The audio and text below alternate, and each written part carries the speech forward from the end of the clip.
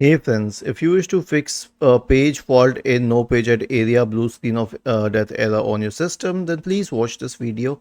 I will guide you through the resolution. So the first solution is to update the device drivers, and I'll guide you through the exact method for it.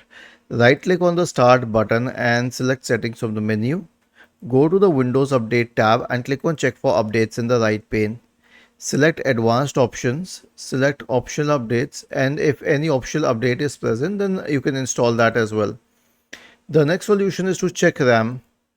Search for Windows Memory Diagnostic and then open Windows Memory Diagnostic.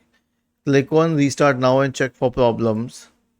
The next solution is to run a check disk scan. So search for command prompt in the Windows search bar and click on Run as Administrator. Type the command chkdsk space /r space /f and hit enter. Press Y and hit enter once again to initiate the check disk scan.